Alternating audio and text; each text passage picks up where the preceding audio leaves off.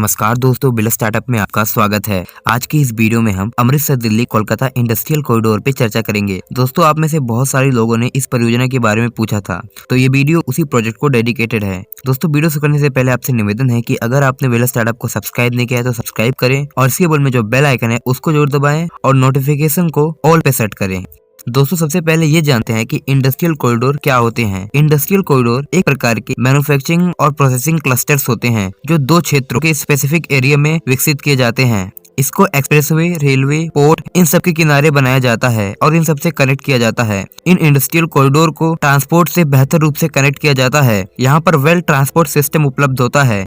इसके अलावा यहाँ अगल बगल टाउनशिप का निर्माण होता है। ये क्षेत्र सेज यानी कि स्पेशल इकोनॉमिक जोन भी कहलाते हैं, क्योंकि जितनी भी आर्थिक महत्वपूर्ण गतिविधियां होती हैं वो इन्हीं क्षेत्रों में होती हैं। दोस्तों, भारत ने सबसे पहले इंडस्ट्रियल कॉरिडोर के लिए 2006 में जापान सरकार और भारत सरकार के बीच MOU यानी कि मेमोरेंडम ऑफ अंडरस्टैंडिंग पर हस्ताक्षर हुए थे, जो कि दोस्तों दिल्ली से मुंबई इंडस्ट्रियल कॉरिडोर के लिए हुआ था। धीरे धीरे अन्य क्षेत्रों में भी औद्योगिक गतिविधियों को बढ़ाने के लिए बहुत सारे क्षेत्रों में इंडस्ट्रियल कॉरिडोर को अप्रूव किया गया। इसी कड़ी में 2014 में भारत सरकार ने अमृतसर दिल्ली कोलकाता इंडस्ट्रियल कॉरिडोर के पहले फेज, जिसकी वर्थ $810 मिलियन है, इसको अप्रूव किया था। दोस्तों, यह भारत का सबसे ज्यादा जनसंख्या घनत्व वाले क्षेत्र में बनने वाला इंडस्ट्रियल कॉरिडोर है, जो भारत की 40% जनसंख्या वाले क्षेत्र में है। दोस्तों, इंडस्ट्रियल कॉरिडोर भारत विकसित करने में काफी पीछे रहा है। चाइना ने अपनी अर्थव्यवस्था को विकसित करने के लिए एवं इंडस्ट्रीज की भूमिका बढ़ाने के लिए स्पेशल इकोनॉमिक जोन एक्ट 1979 में ही शुरू कर दिया था और साथ ही यहाँ पर 1984 तक इसके पास 14 कोस्टल स्पेशल इकोनॉमिक जोन थे, जबकि भारत में स्पेशल इकोनॉमिक जोन को 2005 में एक्ट के थ्रू अप्रूव किया गया था, लगभग चाइना से 26 साल बाद। खैर, Amritsar Delhi to Kolkata industrial corridor या ADK इंडस्ट्रियल कॉरिडोर की पहले फेज को सेंट्रल गवर्नमेंट ने 2014 में ही अप्रूव कर दिया था।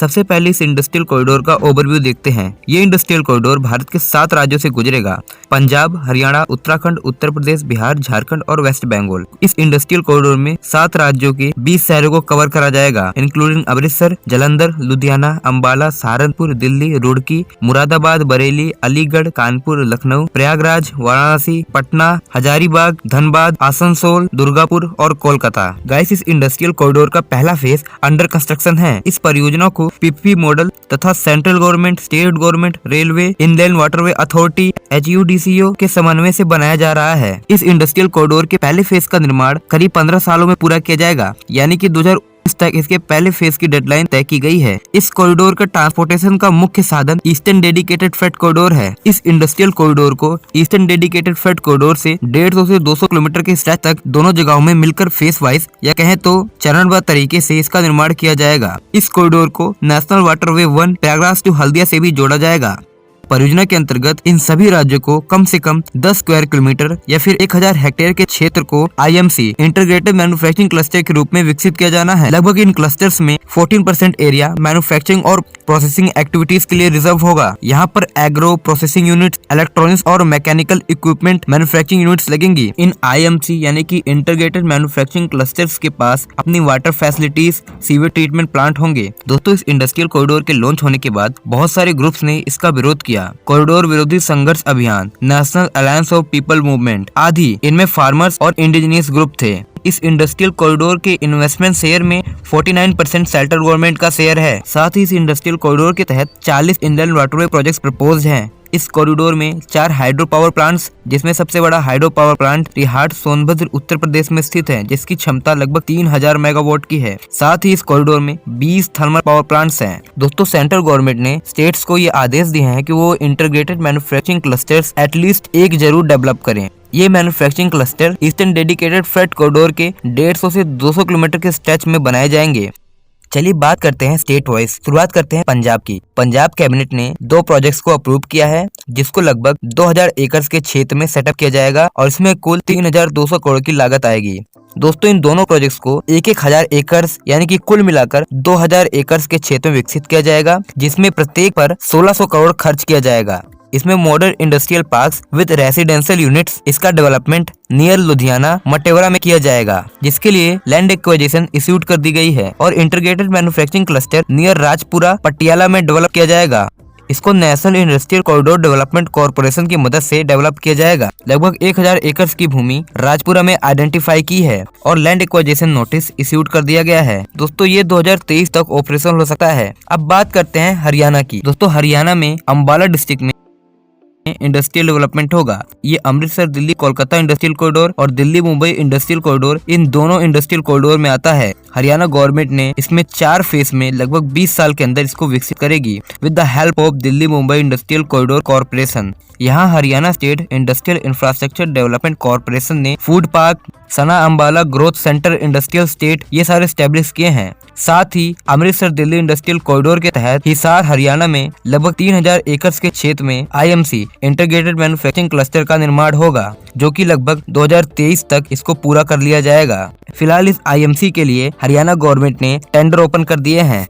चलिए बात करते हैं उत्तराखंड की। उत्तराखंड लगभग 3000 एकड़ की भूमि IMC निर्माण के लिए उत्तराखंड गवर्नमेंट शेड्यूल, जो कि state industrial development authority of Uttarakhand है, ये लगभग 1 हेक्टेयर भूमि IMC डेवलपमेंट के लिए सेंट्रल गवर्नमेंट को देगी। कुल मिलाकर 3000 एकड़ में इंटीग्रेटेड मैन्युफैक्चरिंग क्लस्टर का निर्माण होना है। फिलहाल इस भूमि को सेंट्रल गवर्नमेंट को देना है। भूमि अधिग्रहण उधम सिंह नगर में।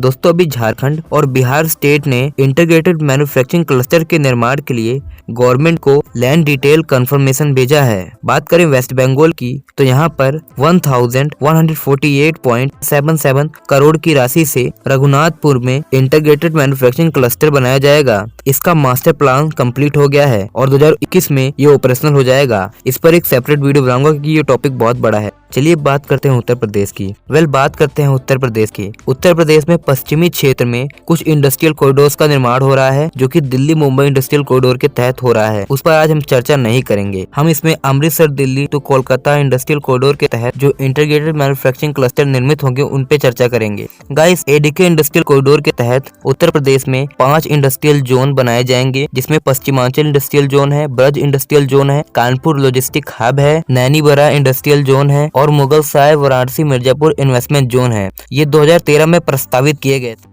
जिसमें अलग अलग फेस में काम होगा। इनके अंतर्गत बहुत सारे इंडस्ट्रियल कॉरिडोर्स बनाए जाएंगे छोटे छोटे, उन पर हम किसी अन्य वीडियो में चर्चा करेंगे।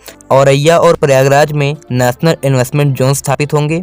साथ ही प्रयागराज में इसी के तहत सरस्वती हाईटेक सिटी का निर्माण हो रहा है और वो अंडर कंस्ट्रक्शन है नैनीबरा रीजन में। कानपुर के भावपुर में लगभग 2500 एकड़ लैंड फर्स्ट फेज के लिए एक्वायर किया जाएगा for integrated manufacturing cluster. Uttar Pradesh में लगभग 4 इंटीग्रेटेड मैन्युफैक्चरिंग क्लस्टर स्टैब्लिश होंगे ADK के तहत अलग अलग फेस में। आगरा, औरैया, कानपुर और प्रयागराज में इंटीग्रेटेड मैन्युफैक्चरिंग क्लस्टर स्टैब्लिश होंगे। दोस्तों अभी उत्तर प्रदेश गवर्नमेंट ने ये कंफर्म नहीं किया है कि इंटीग्रेटेड मैन्युफैक्चरिंग क्लस्टर और कहां-कहां स्थापित होंगे। अभी उत्तर प्रदेश गवर्नमेंट ने अपने नोट्स भी प्रॉपर कंफर्म नहीं किए हैं। इसलिए दोस्तों जब वो कंफर्म कर देगा तो इस पे एक सेपरेट वीडियो बनाऊंगा और ये पक्का बताऊंगा कि कौन कौन से इंडस्ट्रियल कॉरिडोर और कौन कौन सी चीजों का वहाँ पर निर्माण होगा।